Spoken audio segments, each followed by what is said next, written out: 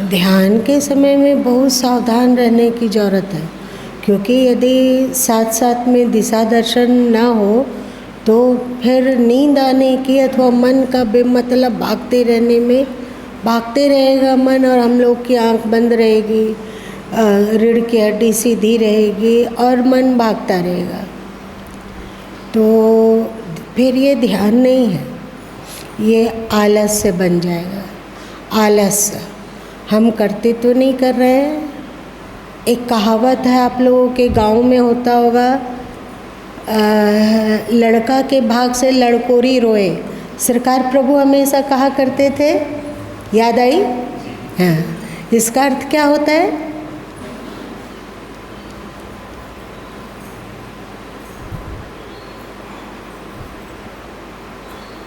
क्या होता है?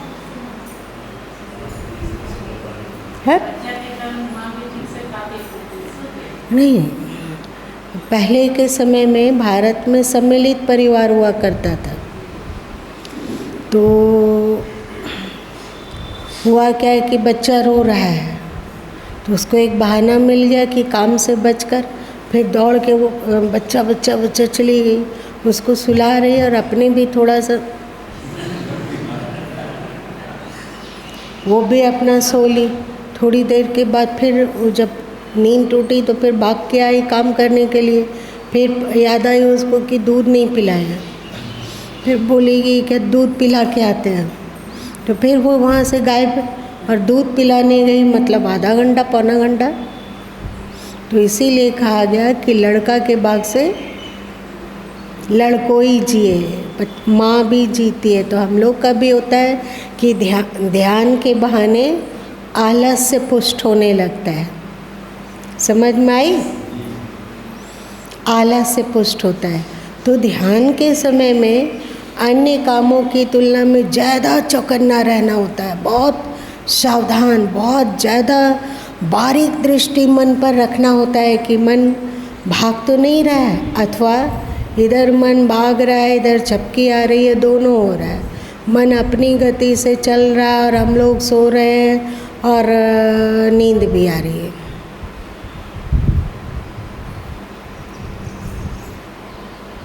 ध्यान में होश साध से साधते व्यवहार का होश पक जाता है, अथवा व्यवहार में होश को आप साधेंगे तो ध्यान में भी होश परिपक्व रहेगा। दोनों एक दूसरे से सामंजस्य है, दोनों एक दूसरे के अनुनाश्रित है। आप यदि व्यवहार काल में भली भांति होश पूर्वक कर रहे हैं, जो भी कर रहे हैं होश पूर्वक, बिल्कुल होश के साथ, झाड़ू लगा रहे हैं तो वहाँ होश हो। सरकार प्रभु हमेशा कहा करते थे कि इंजन नहीं, डब्बा होना चाहिए। हाँ? क्या? हाँ, जहाँ इंजन वहाँ डब्बा। जहाँ इंजन हो तो इंजन से जुड़ा हुआ डब्बा भी वहीं रुकता है। जब इंजन आगे बढ़ता है तब डब्बा भी आगे बढ़ता होता है ना। तो सरकार प्रभु कहा करते थे कि जो भी कार्य करो, झाड़ू लगा रहे हैं तो बस झाड़ू ही लगाओ, इसके अतिरिक्त मन इधर उधर कहीं नहीं जाए। आसान है, बताओ।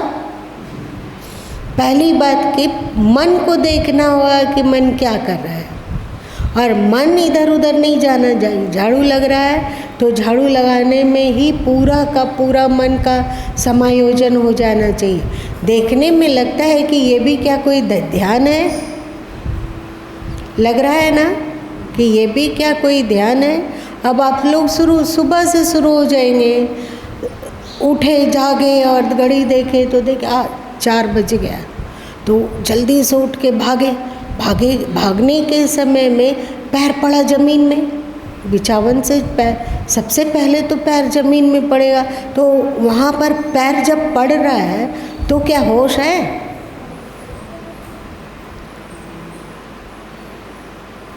बताइए, होश है? भागे स्नान घर की ओर, तो यहाँ से वहाँ तक यदि 20 कदम है, 25 कदम है, तो हम लोग को होश नहीं रह पाता है। मन अपना कहाँ क्या कर रहा है, नहीं कर रहा है, उसका कोई लेखा जोखा नहीं। मन अपना उद्यम मचा रहा है, पैर अपना गति से चल रहा है। एक क्योंकि संकल्प हो गया जल्दी, 4 बज गया है, अभी बहुत बाकी है। तो सरकार प्रभु हमेशा कहा करते थे कि यदि छोटे छोटे कार्यों में अपने ध्यान को परिपक्व किया जा सके तो कार्य भी बहुत ही सुगढ़ होता है, होगा।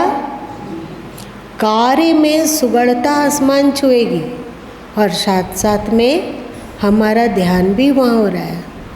इसी को सरकार प्रभु कहा करते थे, कर से कार्य करो विधि नाना, मन राखो जहाँ कृपा निदाना। जरूरी नहीं है कि आप काम करते हुए राम राम राम राम राम राम बोलिए, ये ज़रूरी नहीं है। वो जो यूनिवर्स है वो उसमें बहुत होश है। जो यूनिवर्स में घट रहा है, क्योंकि यूनिवर्स घटाना चाहता है उसको, तभी घट रहा है, ऐसा है ना। यूनिवर्स भूल नहीं करता है। अभी इतनी गर्मी है तो इतनी गर्मी में कौन कौन सा फल उगना चाहिए वो यूनिवर्स को पता है। गर्मी के दिनों में आप चाहेंगे कि ठंड के दिनों का चीज़ उगा लें तो संभव नहीं है। यदि आप उगाते हो, ज़बरदस्ती करते हो, तो उसमें वो स्वाद नहीं आता है। गर्मी में भी तो कभी तो गोभी मिलता है ना, तो आप लोग ले जाते हो घर में, हाँ, नहीं रहता है, क्योंकि उसको पता आप थेथरैया कर रहे हो कि ठंडा की चीज़ को गर्मी में उगा रहे हो, तो उसमें वो क्वालिटी नहीं आएगी। आपका परिश्रम का पुरस्कार मिल जाएगा, चलो ठीक है, पर उसमें वो क्वालिटी नहीं आएगी। और मेडिकल साइंस भी कहता है कि हर सीजन में जो सीजनी फल है उसी को खाना चाहिए, जो सीजनी सब्जी है उसी को खाना चाहिए, है ना। अब आप सावन भादों में यदि पत्ता गोभी उग जाएंगे, बिल्कुल ये यूनिवर्स को पसंद नहीं। और मेडिकल साइंस भी कहता है कि उस समय का पत्ता गोभी बिल्कुल अच्छा नहीं रहता है। तो वो क्या होगा कि यूनिवर्स उसमें कीड़ा पैदा करेगा। देखते हो इतने बड़े बड़े पिलुए रहते हैं जो पत्ता गोभी को छेद के बिल्कुल अंदर जाके बैठते हैं और मज़े से अपना बैठ के खाते भी हैं और वहीं बीट भी करते हैं। और हम लोग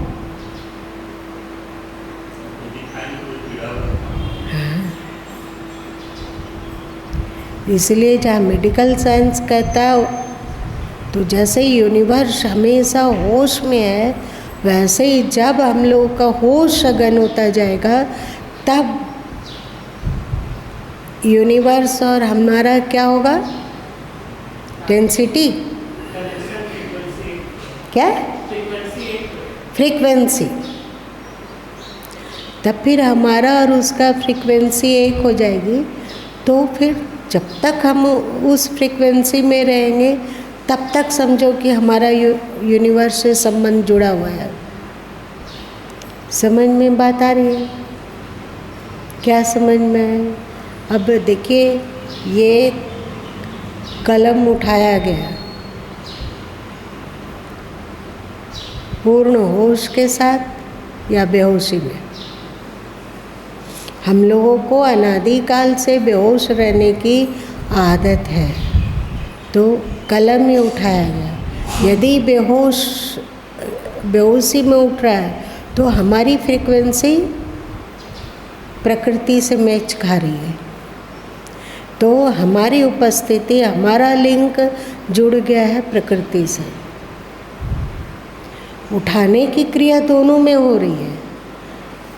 ये देखिए, पेन को रखा है होश में या बेहोशी में। यदि बेहोश होके आप रख रहे हो तो आपकी फ्रीक्वेंसी प्रकृति से जुड़ी हुई है, और यदि कलम को होश पूर्वक रखा जा रहा है तो आपकी फ्रीक्वेंसी यूनिवर्स से, परमात्मा से जुड़ गई। अब बताइए, कर से कार्य विधि करो विधि नाना, मन राखो जहाँ कृपा निधाना में बहुत बड़ा लॉजिक है या नहीं? देही से उद्यम करो, सुमिरन करो विदेह, कितना बड़ा लॉजिक है, कितना बड़ा लॉजिक है। एक और उदाहरण दिमाग में आ रहा है, बता ही देते हैं, फिर पता नहीं क्या होगा। हम लोग 8 को तो देखे होंगे, 8 कैसे लिखा जाता है? 8 कैसे लिखा जाता है? 2 लड्डू है जो कि आपस में चिपका हुआ है 2 लड्डू है। तो जिस लड्डू में हम हैं, जिस लड्डू में हम हैं, तो वहाँ पर कारण और कार्य की गति चल रही है। प्रकृति में हैं अभी हम लोग, है ना? तो आप जो कार्य कर रहे हैं, जो आप कार्य कर रहे हैं, तो उसका ऋत के अनुसार स्वाभाविक ही फल मिलेगा। आप इधर कार्य कर रहे हैं, उधर फल, कार्य और फल, कार्य कारण और उसका परिणाम, कारण और कार्य, कारण और कार्य, कारण और कार्य, कारण और कार्य। एक लड्डू में गोल गोल गोल गोल गोल गोल गोल गोल घूम रहे हैं। जन्म लिए, पुराना वासना के अनुसार हमारा मन बन गया, तो पुराना अर्जित वासना कारण है ना? और आज का स्वभाव कार्य है। तो इसी में गोल गोल गोल, इसी को आवागमन कहा जाता है। बस वर्तुल में आप घूमते रहिए, घूमते रहिए। आवागमन का चक्र बोला जाता है ना। चक्र मतलब क्या? गोल गोल, कारण कार्य, कार्य कारण, कार्य कारण, कारण कार्य, कार्य कारण, कारण कार्य, कार्य कारण, बस इसी में घूमते रहिए, घूमते रहिए, घूमते रहिए। इस चक्र से उबरना बिल्कुल असंभव है। जब तक कारण बनता रहेगा, जब तक कार्य है और उस कार्य में हमारा मन का संयोग है, हम मूर्छित होकर वो कार्य कर रहे हैं, तब तक जो कार्य कर रहे हैं उसका परिणाम आएगा। परिणाम आएगा तो परिणाम से प्रेरित फिर से कार्य होगा, फिर कार्य कर रहे हैं तो परिणाम होगा ही, और परिणाम के अनुसार फिर से कार्य होगा। यही होता है कि नहीं? यही होता है। हम लोगों का पूरा जीवन, यदि हम 70 साल जी रहे हैं, 80 साल जी रहे हैं, तो बस उसी बर्तुल में, उसी बर्तुल में, उसी बर्तुल में कार्य कर रहे हैं, कार्य कर रहे हैं, तो उसका परिणाम अनिवार्यतः आएगा। कोई भी कार्य ऐसा नहीं है जो कि निष्फल जाए। हम लोग छोटा छोटा भी कार्य करते हैं, चाहे बोल रहे हैं, सोच रहे हैं, देख रहे हैं, सुन रहे हैं, खा पी रहे हैं, बातचीत कर रहे हैं, जो भी कर रहे हैं, सबका फल अनिवार्य है ना। तो श्री कृष्ण आपको एक सूत्र दिए निष्कामता का, पर निष्कामता में होश होगा तभी संभव है, निष्कामता वरना संभव नहीं। निष्कामता और होश, निष्काम हुए आप और आपका होश अगन हुआ। संसार के हित के लिए आप कार्य जरूर कर दे रहे हैं, पर उसमें पूरी तरह से होश है और निष्काम है। निष्काम है और होश में है, दोनों साथ साथ सद रहा है। तो आप एक 8 वाला बर्तुल जो है उससे निकल कर दूसरे 8 वाला बर्तुल में चले गए। समझ में आई मेरी बात? क्या तुमसे सीखे? अब 8 लिखे यहाँ पर, तो इस बर्तुल में अभी हम लोग हैं, तो गोल गोल गोल गोल यहीं घूम रहे घूम रहे घूम रहे। हमारे मन की फ्रीक्वेंसी प्रकृति है, और प्रकृति में कार्य और परिणाम, कार्य और कारण, कार्य और कारण, कार्य और कारण, कार्य और कारण। अब क्या हुआ कि संसार की आसक्ति हमारी थोड़ी कम होते गई, और हम होश में सघन रहने की कला जान लें। ये संसार की आसक्ति कम करना मतलब निष्काम होना है ना। जो प्रारब्ध है जिसके कारण शरीर आया वो कार्य तो होता रहेगा पर वो निष्काम है, उससे हमें कोई सुख लेना नहीं है, हम उसे अपने लिए नहीं कर रहे हैं, किया जा रहा है बस होश पूर्वक और निष्कामता के साथ। जैसे ही हम निष्काम और होश में आते हैं तो ये प्रकृति वाला वर्तुल को हमसे छूट जाता है और हम आ जाते हैं दूसरे वर्तुल में जो कि यूनिवर्स है, जो कि अस्तित्व है। तो अब जब हम यूनिवर्स में पहुंच जाते हैं तो वहाँ यूनिवर्स में कार्य और कारण का जो क्या गठबंधन है वो टूट जाता है। कार्य तो हो रहा है, हम देख रहे हैं, सुन रहे हैं, पर अब हम यूनिवर्स में हैं। यहाँ पर न कार्य होते हुए भी कार्य नहीं हो रहा है, और जब कार्य होते हुए भी कार्य नहीं हो रहा है तो क्या हो रहा है, उसका फल मिलेगा क्या? कार्य तो हो रहा है पर उसमें निष्कामता है और होश है, दोनों है। तो कार्य होते हुए भी हम ईश्वर में हैं, संसार में रहते हुए भी हम संसार में नहीं। जो जल में कमलवत कहा गया ना, जल में कमलवत कि दिखता तो है कि कमल पानी में है, पर पानी में रहते हुए भी उसके पत्ते असंग हैं। अभी इच्छा हुई थी कमल का पुष्प लगाने का, तो एक टब में पानी भर के कमल का बीज ऑनलाइन से मंगा के और फिर उसको कीचड़ बना के 2-2 प्याली और उसमें बो दिया गया, जानने के लिए कि कैसे पत्ता असंग होता है, क्या है वो, किस तरह से चलता है, इसको जानने के लिए। तो जब बगीचा में जाया जाता है तो एक बार उस कमल का जो पात्र है उसको देखने की कोशिश ज़रूर की जाती है। कल सोनल बहन पानी दे रही थी, देती गई, पत्ता इतना बड़ा है लेकिन वो डूबा नहीं, पानी बढ़ रहा है, पत्ता भी बढ़ते जा रहा है, पानी बढ़ा फिर पत्ता बढ़ा फिर पानी, वो डूबा नहीं। आप लोग देख सकते हो प्रैक्टिकली।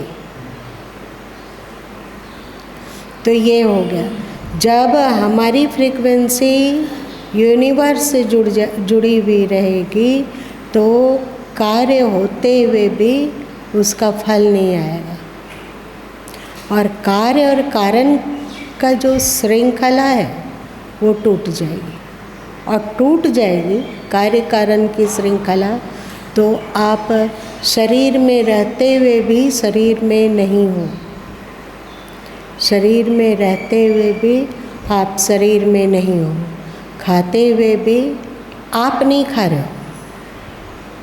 होश है आपको, ये खाना खाना, भोजन करना किसका विभाग है? प्रकृति का है ना। सुनना किसका विभाग है?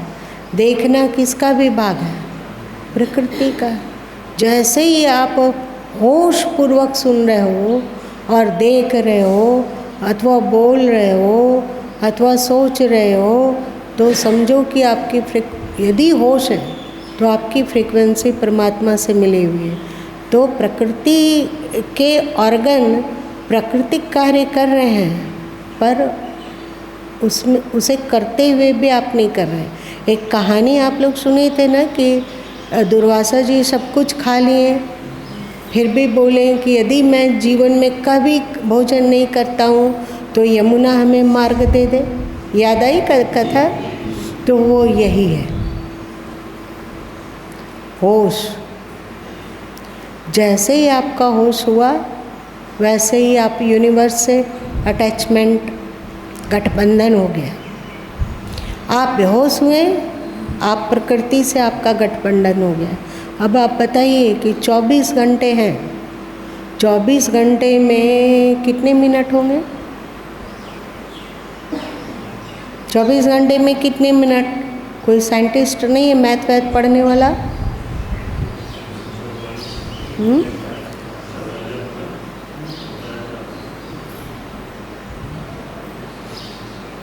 24 गुने 60,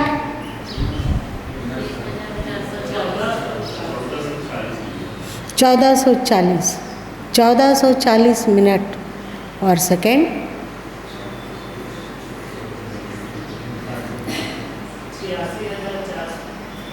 86,600 सेकंड हम लोग के पास है। आप बताओ हम लोग कितना होश में रहते होंगे, कितने सेकंड, और कितने सेकंड बेहोश रहते हैं? कितना होश रखते होंगे बताइए?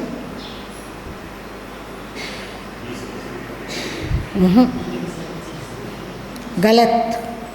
होश पूर्वक एक दिन देख लीजिए कि कब तक होश में रहते हैं। बताइए कितना सेकंड होश में रहते होंगे? मेरे विचार से 8-10 सेकंड रहते हैं कि नहीं, इसमें भी संदेह है। 8-10 सेकंड भी रहते हैं कि नहीं, इसमें संदेह है।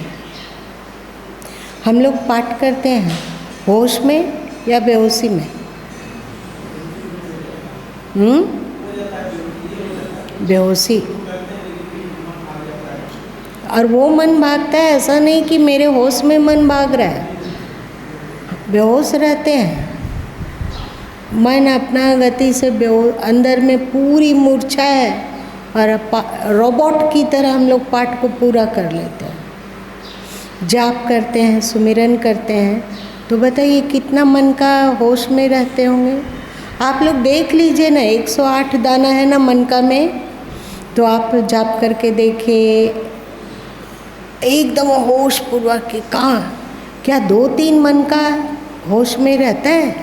आप लोग फिर कल देख के आप बताइएगा, हाँ, अथवा आज ही देख लीजिएगा घर जाकर। 2-3 मन का आप कोशिश करके देखिए कि 10 मन का 10 मोती होश में रहे।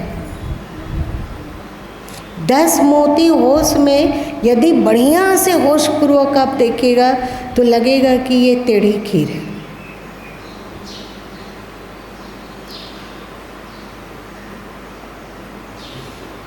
और बेहोशी, ध्यान में बैठते हैं तो बताइए मूर्छा में रहते हैं कि होश में? कितने पल होश में रहते होंगे?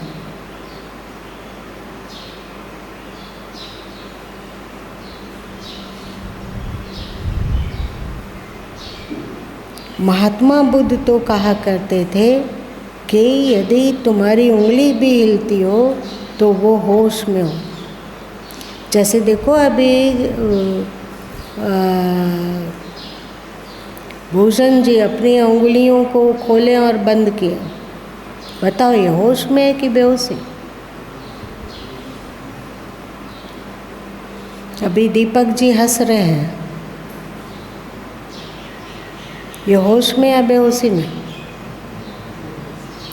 लोग कहते हैं कि महात्मा बुद्ध ईश्वर को नहीं मानते थे, बिल्कुल गलत। होश को मान रहे हैं ना? होश को महात्मा बुद्ध मानते हैं कि नहीं? मानते हैं। होश ही तो ईश्वर है। अब जितने पल होश में है उतने पल ईश्वर में है। अब जितने पल मूर्छित होते हैं उतने पल प्रकृति में है। देखो हम लोग किसके भगत हैं, प्रकृति के या परमात्मा के?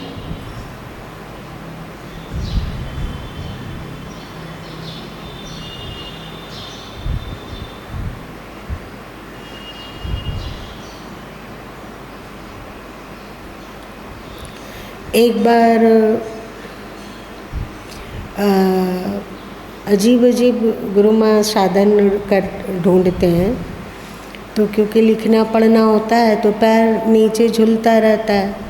तो एक बार हुआ कि क्या ऐसा हो सकता है कि इधर लिखा भी जाए और मच्छर काटने से पहले पता हो कि कुछ हवा लग रही है। वहाँ मच्छर के पंख होते हैं, आप लोग जानते हो? तो जहाँ उसका पंख ऐसे ऐसे करेगा वहाँ हवा निकलेगी, इतना सा निकलेगी। कितना उसमें होश रहा जा पाता है, काटे नहीं। अभी केवल उसके पंख की हवा लग रही है, और पंख की हवा लग रही है तो पता चल गया कि ओ मच्छर महाराज जी आ रहे हैं। ठीक है बच्चों, जाओ। अरे हमने तो देखा ही नहीं कि बच्चे हैं, वरना बच्चों के अनुरूप बात किया जाता। खैर जाने दो। यदि कारण और कार्य, कारण और कार्य, कारण और कार्य बनता रहेगा तो प्रकृति मंडल में गोल गोल गोल गोल गोल गोल दुख हुआ, दुख का कारण है, दुखी हुए, फिर दुख का कारण पुष्ट हुआ हुआ कि नहीं। समता की बात जो श्री कृष्ण कहते हैं, इसके पीछे तथ्य है। अब मान लीजिए हम दुखी हुए, कारण है मोह है, अनुकूल नहीं लगा इसलिए दुखी है ना। और जब दुखी हुए तो दुखी होने का संस्कार और पुष्ट हुआ या नहीं हुआ? पुष्ट हुआ, मतलब दुखी होना कारण है। अपने आसक्ति, मोह अथवा अज्ञान के कारण हम दुखी हुए, वो कारण है अज्ञान, है ना। और इधर हम जब दुखी हो रहे हैं तो हमारा पुष्ट क्या हो रहा है? वही अज्ञान। तो अज्ञान फिर से हमें दुखी करेगा, और जब हम दुखी होंगे तो फिर से अज्ञान और पुष्ट होगा, फिर हम दुखी होंगे, फिर से अज्ञान पुष्ट होगा, फिर से दुखी हुए, फिर से अज्ञान पुष्ट होगा, और हमारा दुख करने की आदत, दुखी होने की आदत भी बढ़ती चली जाएगी। फिर बाबा ये तो एक मतलब यदि अध्यात्म को बारीक दृष्टि से देखा जाए ना, तो लगने लगेगा हे भगवान, इतना सूक्ष्म सूक्ष्म नियम कानून प्रभु ने बना के रखा है,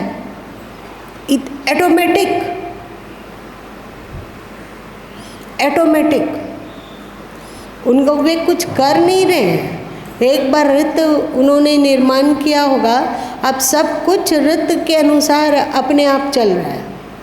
आप दुखी हो रहे हो, दुखी होने का संस्कार और पुष्ट हुआ, दुखी होने का संस्कार पुष्ट हुआ तो आप थोड़ा और दुखी ज़्यादा हो गए, ज़्यादा दुखी हुए तो ज़्यादा दुखी रहने का संस्कार पुष्ट हुआ। फिर वो संस्कार कारण है, वो धक्का दे देकर आपको दुखी करेगा। अब बताइए, अब समता, जो श्री कृष्ण ने कहा समत्वम योग उच्यते, अब आप समता में चले गए। दुख की परिस्थिति है, पर याद आई कि श्री कृष्ण ने कहा है समत्वम योग उच्यते, सुख दुखे समय कृत्वा, कहा ना। अब बताइए, अब आप सम हो गए, अब जान गए कि यहाँ दुखी होने से भी वो घटना बदल नहीं जाएगी, तो क्यों दुखी हुआ जाए। समझ विकसित हुआ तो लगा कि दुखी होने से क्या हो जाएगा। आप नहीं दुखी हुए, दुख की परिस्थिति आते हुए भी आप समता में रहे। तो ये जो कड़ी था, श्रृंखला था, कमज़ोर हुआ, टूट गया या और मजबूत हो गया? क्या टूट गया? ये ऐसे जो चेन बना हुआ है, कार्य और कारण, कार्य और कारण, कार्य और कारण, वो टूट गया, अलग अलग हो गया। आप सम में आ गए, समता में। कड़ी कमज़ोर हो गई। फिर जैसे जैसे आप समता का स्वभाव को बढ़ाते जाएंगे, वैसे वैसे ये कड़ी छिन्न होती जाएगी कि जुड़ी रहेगी। तो बताइए, जब कड़ी छिन्न होगी तो आप यूनिवर्स की तरफ बढ़ रहे हैं कि प्रकृति के कीचड़ की ओर? बता दीजिए। देख ली? ऊपर से सब कुछ परफेक्ट। होश अगन हुआ, आपकी कड़ी कमज़ोर हो गई, आप समता में स्थित हो गए, आप यूनिवर्स में स्थित हो गए। जैसे ही आप समता में स्थिर होते हैं, वैसे ही आप यूनिवर्स में स्थिर हो गए। जैसे ही आप परिस्थितियों से प्रभावित होते हैं, वैसे ही आप प्रकृति के कीचड़ में लौटने लग गए। अब पता चला श्री कृष्ण ने क्यों कहा समत्वम योग उच्यते। समझ रहे हो, योग मतलब होता है जोड़, होता है ना, संगठन, ईश्वर से संगठन, ईश्वर में तादात्म्य, क्षमता में। यदि किसी परिस्थिति के कारण हम विचलित हो भी गए तो जैसे ही होश आए कि ये गोलमाल हो रहा है, तत्काल फिर से समत्व को साधो, फिर रिपेयर उसको कर दें और समत्व में स्थिर हो गए। धीरे धीरे धीरे धीरे हमारा जो प्रकृति से हम लोग बंधे हुए हैं, आवागमन से बंधे हुए हैं, दुख सुख से बंधे हुए हैं, अनुकूलता प्रतिकूलता से बंधे हुए हैं, और ये बंधन हमें प्रकृति के चक्रव्यूह में घुमा रहे हैं। आप सम में स्थित होइए, जितना देर आप सम रहें आप यूनिवर्स के गुलामी में चले गए। जितना देर आप होश में रहें आप यूनिवर्स में चले गए, प्रकृति आपका छूट गया।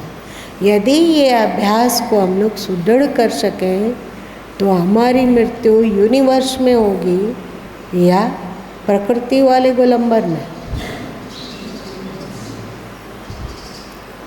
क्या होगा यदि हम मृत्यु को साध पाए कि अब मृत्यु होने वाली है, श्वास उखड़ रहा है, दम घुट रहा है, शरीर में एक अजीब तरह का ऐंठन हो रहा है, लग रहा है कि कुछ चीज़ है जो पूरे पैरों के अंगूठों से, उंगलियों से निचोड़ाता हुआ ऊपर उठ रहा है, उठ रहा, अब पेट में पहुंच रहा है, अब फेफड़े में पहुंचा, अब कंठ में आ गया, और ये रही मुँह खुला का खुला रह गया, जो ऊर्जा थी वो निकल गई। यदि होश को साध पाए,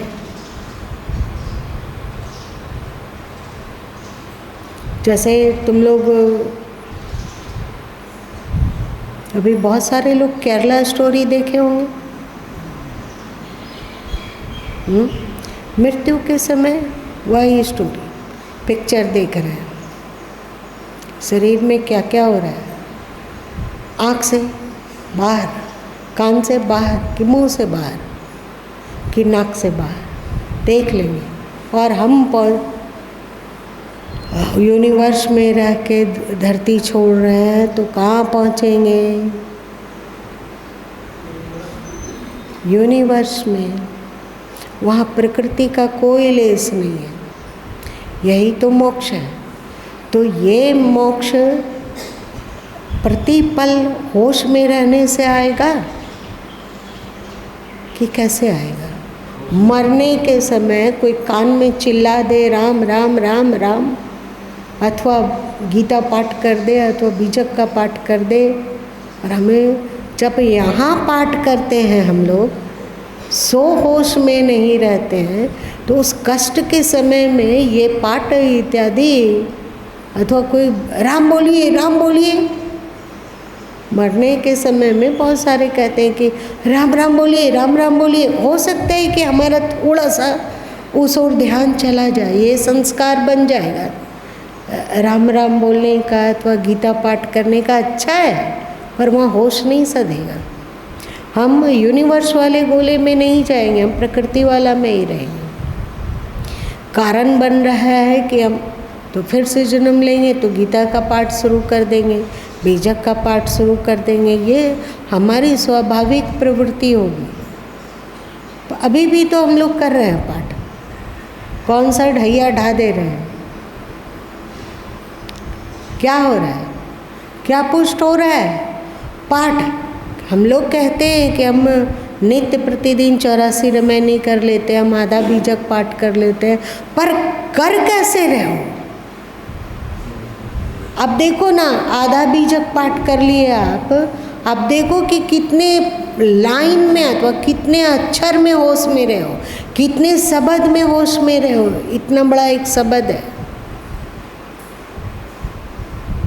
झूठ झूठ के छाड़हूँ, मिथ्या यह संसार, तेही कारण मैं कहत हूँ, जाते होए उबार। एक साखी पढ़ के देखिए, क्या आप पूरे में होश में रहें? चलिए मैं पढ़िए, झूठ झूठ के पढ़ो, बोल के पढ़ो।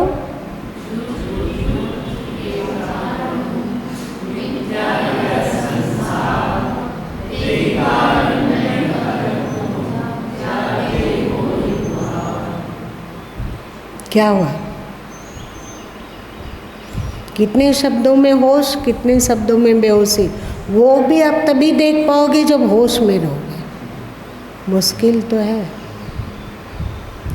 तो महात्मा बुद्ध बिल्कुल ईश्वर वेता है, ईश्वर को मानने वाले हैं।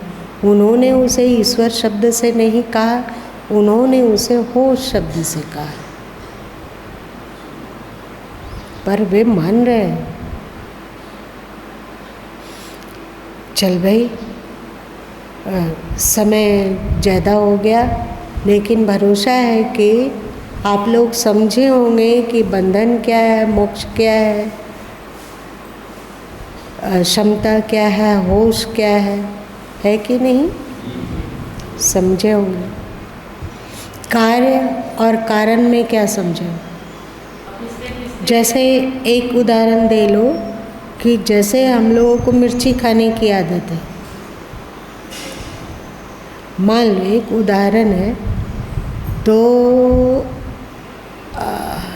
ये मिर्ची खाने की आदत पक्का है कि पहले हम लोग खा चुके हैं मिर्ची, और पहले उसकी आसक्ति बना हुआ है पहले का, तो वो आसक्ति मतलब वो कारण हमें इस जन्म में मिर्ची की ओर धकेल रहा है, और कारण के कारण हम कार्य कर रहे हैं, तो मिर्ची खा रहे हैं, तो मिर्ची की जो आदत है, कारण है, वो पुष्ट हो रहा है क्या अपुष्ट हो रहा है? पुष्ट हो रहा है। तो जैसे जैसे हमारा मिर्ची खाने की आदत अथवा कारण पुष्ट होगा, वैसे वैसे हमें मिर्ची और अब ऐसा फिर एक दिन आ सकता है कि हम चाय भी पिए तो कहें कि नहीं भाई देखो, ऐसे ही केवल प्याली मत रखा करो, एक साथ में एक मिर्ची भी रख दिया करो। कारण पुष्ट होगा हमारे कार्यों से, और कारण पुष्ट होगा तो उस तदनुसार ही कार्य बढ़ता जाएगा, होता रहेगा। एक चक्रव्यूह में हम फंस गए। यही है ना कारण और कार्य। अभी हम जो भी कर रहे हैं उसका कारण है।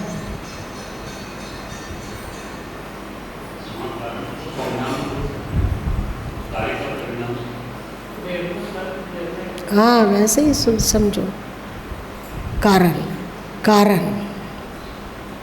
हम लोग अभी जो कुछ कर रहे हैं उसका कारण है, और उस कारण के अनुसार यदि कार्य हो रहा है तो वो कारण पुष्ट हो रहा है। मान लिया जाए कि विगत जन्मों में हम लोगों ने क्रोध का संस्कार बनाया, तो अथवा बहुत बक बोलते रहने का संस्कार बनाया। समझ में बात आ रही है? बहुत ज़्यादा बक बोलते रहते हैं। ये हमारा इस जन्म का अर्जित किया हुआ नहीं है, विगत जन्मों में हमने उस तरह का संस्कार बनाया है। इस कारण इस जन्म में वो कार्य हो रहा है, और जितनी बार हम इसे कार्य में रिपीट करेंगे उतना ही कारण पुष्ट होता जाएगा। होगा? अब क्या करें? बकबक करने की आदत छूट नहीं सकती है, आसान नहीं है, लेकिन जब हम बकबक कर रहे हो तब होश साध कर बकबक करो। क्रोध कर रहे हैं तो निश्चय ही विगत जन्मों में हमने क्रोध का संस्कार बनाया है। वो कारण से इस जन्म में क्रोध करने का मन करता है, और छोटी छोटी बातों में क्रोध आता है, और जब हम लोग क्रोध करते हैं तो वो जो कारण है, जिसके कारण क्रोध करते हैं, वो कारण और पुष्ट होता है। तो जैसे वो कारण पुष्ट होगा तो हमारा क्रोध करने की आदत भी पुष्ट होगी। अब यदि तुम्हें क्रोध आ रहा हो, छोड़ दो, आने दो, केवल होश में रहो। होश, बिल्कुल होश। देखना आदत कमज़ोर होने लगेगी। हम लोग जब बढ़िया से बेहोश होते हैं तभी ये सब घटनाएं घटती है। हम लोगों को दुखी रहने की आदत है, ये पहले का क्या कारण अर्जित है वो। तो यहाँ पर हम छोटी छोटी बातों में दुखी हो रहे हैं, तो वो दुखी रहने का जो कारण है वो पुष्ट हो रहा है और हम समता में आ गए। यदि हम श्री कृष्ण के समता में आ गए तो क्या होगा?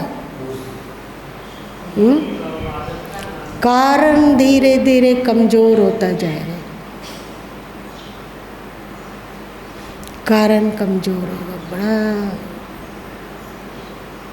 कार्य तो हो रहा है फिर, पर कारण कमज़ोर होता जा रहा है। जितना हम होश में रहते हैं, जितने हम समत्व में रहते हैं, होश पूर्वक करना। तुम लोग अजंता एलोरा गुफा का बाहरी दृश्य को कभी न कभी तस्वीर में देखा होगा, देखा है? उन लोगों की आँखें अद्भुत है। अब देखना, हम लोग पूरे शरीर के अंग प्रत्यंगों को तो देखते हैं कि इतना अश्लील, इतना बेवहियात का चित्र, पर उनकी आँखों को नहीं देखते हैं। आँखों में ध्यान है, आँखों में होश है, और जहाँ होश है वो धीरे धीरे आदत, जो क्रिया हो रही है उसकी आदत कमज़ोर होती जाएगी, उसमें प्रवृत्ति कमज़ोर होती जाएगी। और एक होश के कारण जितनी आसक्ति है वो सब मिटती जाएगी। आप लोग करके देख लो।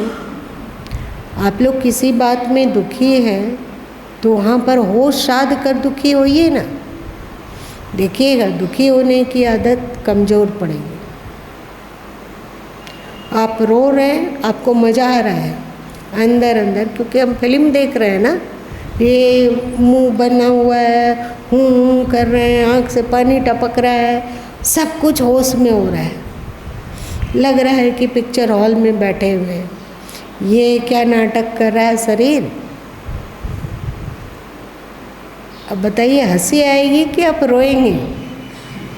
क्या होगा बताइए आप ही लोग? हाँ, हंसी आएगी। और नहीं समझ में आ रहा है कि क्या क्या हो रहा है, तो आप दर्पण जाके देख लीजिए। दर्पण रखिए और फिर दुखी होइए। दर्पण देखते हुए दुखी होइए कि तेरी आंखें क्या कर रही है, नाक क्या हो रहा है और मुंह कैसा लटका हुआ है, सब दर्पण में देख देख के कीजिए होश के साथ। दुख क्या हुआ? दुख का चले गए यूनिवर्स में, हमारी फ्रीक्वेंसी वहाँ से जुड़ गई। ये ध्यान ही तो है। देखने में तो लग रहा है कि ये तो पागल का प्रलाप हो रहा है। होशपूर्वक रहो, होशपूर्वक रहोगे तो असंग हो जाओगे। एक होश में कितने साधन जुड़े हुए हैं, ये सोच कर भी मजा आ जा रहा है। समता, वैराग्य, त्याग, कहा जाता है कि वैराग्य मोक्ष का साधन है। क्यों? वैराग्य मतलब क्या? लोग सोचते हैं नंगे हो जाएंगे तो वैरागी बनेंगे, घर छोड़ दिए तो वैरागी होंगे, अथवा परिवार से दूर रहे तो वैरागी होंगे। ये बाहरी घटना नहीं है वैराग्य। वैराग्य हमारी भीतरी अनुभूति है, भीतरी स्थिति है। आप जैसे ही होश साधते हैं वैसे ही आप असंग होते हैं, और जैसे ही आप असंग होते हैं वैसे ही वैराग्य पुष्ट होता है। और आप वैराग्य में चाहते हैं तो आप में समता आ जाती है, और आप में समता आती है तो आप यूनिवर्स से आपकी फ्रीक्वेंसी जुड़ गई। अध्यात्म एक विज्ञान है, कोई कथा कहानी नहीं है। समझ में बात आई? चल कल फिर पूछेंगे, क्योंकि इसी बात को पूछेंगे, बढ़िया से जवाब देना। हाँ, पहली बात कि समझेंगे तभी तो तदनुरूप साधन हो सकेगा, है कि नहीं? पहले तो सबसे बड़ी बात है समझ,